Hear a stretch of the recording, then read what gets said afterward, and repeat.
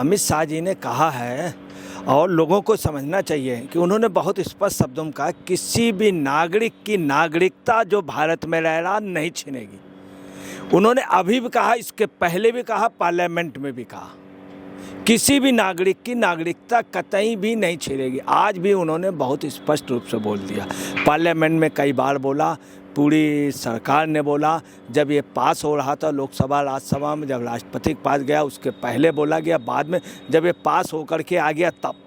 नमस्कार, स्वागत है आपका। आप देख रहे हैं एसटीवी न्यूज और मैं रानी गुप्ता आपके साथ। लोकसभा चुनाव 2024 बेहद नजदीक है और इससे पहले गृह मंत्री अमित शाह ने बड़ा ऐलान कर दिया है नागरिकता संशोधन कानून यानी कि CAA को लेकर के। दरअसल इस कानून को लेकर के गृह मंत्री अमित शाह का ये कहना है कि लोकसभा चुनाव से पहले ये लागू होगा और इसको लेकर के नोटिफिकेशन भी रिलीज कर दिया जाएगा। साथ ही गृह मंत्री अमित शाह ने बकायदा लोगों को यह आश्वासन दिया है कि ये किसी की नागरिकता छीनने का प्रयास नहीं है, इसमें किसी की नागरिकता छीनी नहीं जाएगी बल्कि लोगों को नागरिकता प्रदान की जाएगी। आपको बता दें कि पिछले कई समय से जब से CAA और NRC को लेकर के जिक्र करती है सरकार, तो हर बार कुछ ऐसे लोग होते हैं जो कि समुदायों को भड़काने का काम भी करना शुरू कर देते हैं। अब ऐसे में ये जो ऐलान गृह मंत्री अमित शाह के द्वारा किया गया है, इस ऐलान के मायने क्या है और इसका कितना असर लोकसभा 24 के चुनाव में पड़ेगा, इसके बारे में विस्तार से चर्चा करेंगे। हमारे साथ इस वक्त मौजूद है वरिष्ठ पत्रकार अजय जी। सर, स्वागत है आपका। गृह मंत्री अमित शाह एक बार फिर से ऐलान करते हुए नजर आ रहे हैं नागरिकता संशोधन कानून को लेकर के। हालांकि वो पश्चिम बंगाल गए थे, तब भी उन्होंने कहा था कि इस कानून को लागू करने से कोई उन्हें रोक नहीं पाएगा और मोदी सरकार इस कानून को लागू करके रहेगी। अब उन्होंने स्पष्ट कह दिया है कि लोकसभा 2024 चुनाव से पहले ये लागू हो जाएगा। क्या कहेंगे इस पूरी प्रक्रिया को लेकर के, जो उनका बयान है उसको लेकर के? देखिए, मैं आपको क्लियर कर दूं, अमित शाह जी ने कहा है और लोगों को समझना चाहिए कि उन्होंने बहुत स्पष्ट शब्दों में कहा, किसी भी नागरिक की नागरिकता जो भारत में रह रहा नहीं छीनेगी। उन्होंने अभी भी कहा, इसके पहले भी कहा, पार्लियामेंट में भी कहा, किसी भी नागरिक की नागरिकता कतई भी नहीं छीनेगी। आज भी उन्होंने बहुत स्पष्ट रूप से बोल दिया। पार्लियामेंट में कई बार बोला, पूरी सरकार ने बोला, जब ये पास हो रहा था लोकसभा राज्यसभा में, जब राष्ट्रपति के पास गया उसके पहले बोला गया, बाद में जब ये पास होकर के आ गया तब। जो आंदोलन हुआ, इसके पास होने के बाद एक योजनाबद्ध तरीके से इंडी गठबंधन के कुछ लोगों ने विदेशी साजिशों ने जिसमें जॉर्ज सोरोस भी हैं इन्वॉल्व पीठ पीछे, पाकिस्तान, बांग्लादेश के कुछ उग्रवादी, ये सब लोगों ने मिल करके इसको हवा दी और शाहीन बाग में जानबूझ के ये प्रायोजित रिस्पॉन्सर प्रोग्राम हुआ सिर्फ सरकार को बदनाम करने। अब है क्या CAA बिल के लिए अब आपको बता दें, तौकीर रजा मुस्लिम, उसका अल्पसंख्यक समुदाय का बड़ा लीडर, इसमें कोई शक नहीं, बरेलवी समुदाय के हिंदुस्तान के माननीय थे, अहमद साहब के पोते हैं। उन्होंने खुद कहा है CAA बिल के लिए, आज ही कहा है कि CAA बिल तो पहले से भी था, उसको लेकर के कोई एतराज़ नहीं है, हमें राजनीतिक उस पर महत्वाकांक्षा लगती है, ये उन्होंने कहा है तौकीर रजा ने। दूसरी बात, उन्होंने कहा CAA बिल से कोई नुकसान नहीं है, CAA बिल के अलावा हमको मुस्लिम पर्सनल लॉ और हमारे कोई वैसे आइन के मामले होते हैं तो हमारे उसमें मुस्लिम लॉ या मोमडन लॉ वगैरह में ट्रांसफ़र कर दिए थे। ये उनके बयानत। इसके अलावा आपको बताया, जाकिर हुसैन जो मुस्लिम राष्ट्रपति थे, उन्होंने कहा था CAA बिल के लिए, उस समय वकालत की थी। दूसरी, जब देश आज़ाद हुआ था, जब लोग मारे जा रहे थे, यहाँ के लोग पाकिस्तान में, अफ़गानिस्तान में, बांग्लादेश में बुरी तरीके से, उस समय नेहरू जी लगातार कहते थे पूरे देश में, चिंता मत करो, तुम यहाँ आ जाओ, मैं नागरिकता दूंगा। ये नेहरू जी कहते थे, चूँकि यहाँ पे उनको डर ये था कि यहाँ के लोग जब उनका घेराव कर लेते थे और कहते थे, कांग्रेस पूरी वादा करती थी, सभी जो आना चाहें आएँ, आपका आइए, स्वागत है, आपको हम नागरिकता देंगे। जब नोआखाली वाली बात हुई, उसके बाद जब जो भी मामले हुए, नोआखाली का उसके पहले हो गया था, आज़ादी से बहुत पहले, उसके बाद आपको बताना है जब समय वहाँ पे लोग मारे जाने लगे, जब राइट टू एक्शन का वो हुआ, तब भी इन्होंने कहा था कि मैं ध्यान रखूँगा। ये गांधी जी, नेहरू जी वगैरह का था।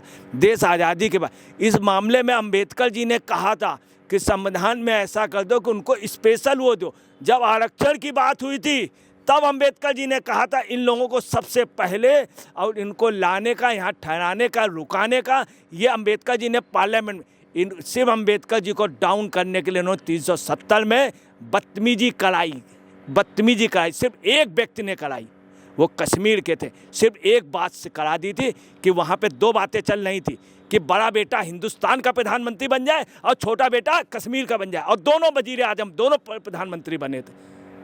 ये मैंने बात नहीं कही थी, शेख अब्दुल्ला जी की माता जी ने कही थी, और दोनों लोग बने।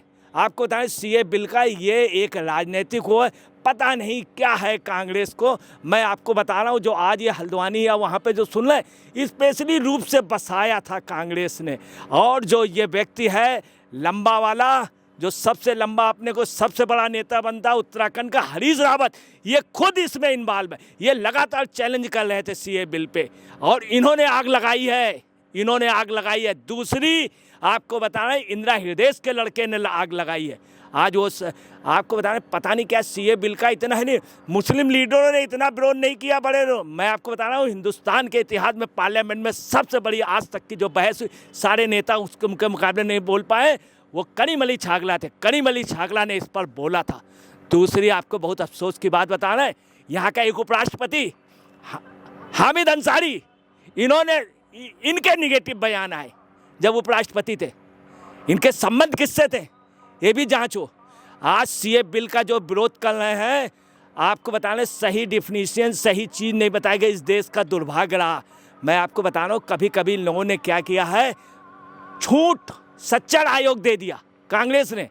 कहीं किसी मुस्लिम को कोई नौकरी नहीं मिली, कई जगह उर्दू दूसरी राजभाषा यूपी में कर दी गई, कहीं किसी को नौकरी नहीं मिली, कांग्रेस ने कर दी, कहीं किसी ने नहीं की। तब आपको बता रहे हैं, वहाँ के उस समय मुस्लिम लीडर ने कहा था, मैं अभी फिर कहूँगा, बधाई के पात्र थे शाही इमाम अब्दुल्ला बुखारी, जिन्होंने खुलेआम कहा था ये लालीपॉप पकड़ा रहे, लालीपॉप छुसाएंगे भी नहीं, ये लोग इतने मक्कार हैं। ये बात शाही अब्दुल्ला बुखारी के थी। आज ऐसे लीडर नहीं है। हम आपको बता रहे हैं, देश का दुर्भाग्य, सीए बिल से कोई नुकसान नहीं है।